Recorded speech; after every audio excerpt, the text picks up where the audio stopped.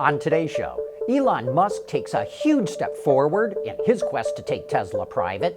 Man, are there a lot of cool concept cars making their debut at the Pebble Beach concours this weekend. And we'll tell you how much we hate all the warning labels you find on cars today. All that and more coming right up on Autoline Daily.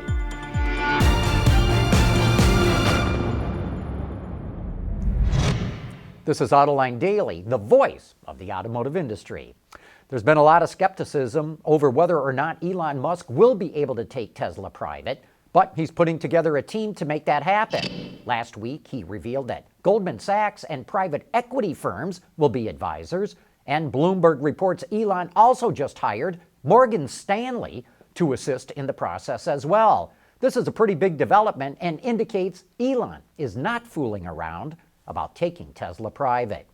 Car sales in the U.S. are expected to be up once again this month. Ward's Auto forecasts that automakers will sell 1.5 million vehicles in August, which is a 2.6% gain compared to a year ago on a daily selling rate basis. And the SAAR is expected to hit a healthy 17 million units. Open-wheel racing is returning to Australia with an IndyCar-like series. The vehicles will feature a new FIA-approved chassis, a carbon fiber monocoque, and a halo to protect the driver's head. The cars will be powered by a Ford 5-liter V8 that cranks out 560 horsepower. The new series kicks off next year, but the teams, drivers, and schedule are yet to be announced. Pebble Beach is supposed to be a concours that features classic cars, but automakers have turned it into one of the best auto shows for concept cars in the world. That's coming up. Autoline Daily is brought to you by Bridgestone Tires, your journey, our passion. Dow Automotive Systems, advanced materials that deliver better results. Lear, a global leader in automotive seating and electrical systems. And by ExxonMobil.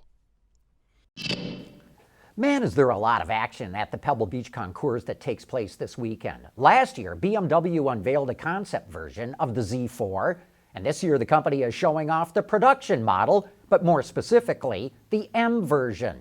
The convertible two-seater is powered by an updated version of its 3-liter inline 6-cylinder engine, which is able to go 0 to 60 in just 4.4 seconds.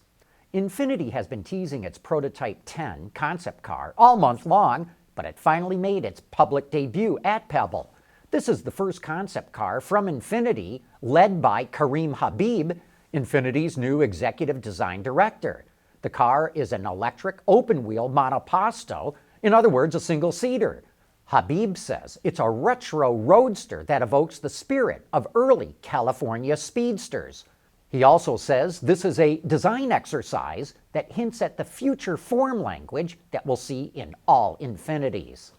The electric monoposto theme continues at Pebble, with Audi unveiling its PB-18 e-Tron concept, with PB standing for Pebble Beach. Not only does it have a strikingly eye-grabbing design, it boasts some pretty good numbers. How does 764 horsepower and a curb weight of 3,417 pounds sound to you? That's about 1 horsepower for every 4.5 pounds, which is a terrific power-to-weight ratio. Note how the grille design doubles as a functional radiator inlet. In other words, the grille's not just stuck on the front end. It's flanked by air intakes for air curtains and super thin headlamps. This is a drive-by-wire car, with the steering, throttle, and brakes all electronically operated, and that allows the driver's position to be quickly adjusted for either left-hand steering or for a central location, like in a race car. And here's some more stats. A 95 kilowatt-hour battery pack, 311 miles of driving range, and 15 minutes to fully recharge with an 800-volt charger. And later this evening at Pebble, Jaguar will unveil this electric version of the classic E-Type. The concept gets a 40 kilowatt-hour pack that delivers 170 miles of range. LED headlamps, new instrumentation, and an optional touchscreen are the only nods to the modern world. The electric powertrain is about the same weight and size as the original engine and transmission, so it rides, drives, and brakes almost like the original. Jaguar is actually going to build and sell a limited number of these cars, and when we learn more about when and for how much, we'll let you know. Man, do I hate all the warning labels that come on new cars. And coming up next, I'll tell you how much I hate them. It's just amazing how many warning labels are on cars these days. When you open the driver's door, you'll typically see 2 or 3 warning labels on the door jamb. In fact, you'll probably see warning labels on every door jamb. And then there's warning labels on both of the sun visors. If you pop the hood, you'll see about 4 warning labels stuck on the inside of it. Then there's a warning label on the brake reservoir, one on the fuse box, one on the fan shroud, and another on the radiator cap. I wonder if anyone has ever read any of these warning labels, and I wonder if they've made any improvement in safety whatsoever, because it seems to me this is more about regulatory overkill than it is about making cars safer. Anyway, that's how I see it, and as always, we welcome your comments and opinions. But with that, we wrap up today's show. Thanks for watching, and please join us again back here again on Monday.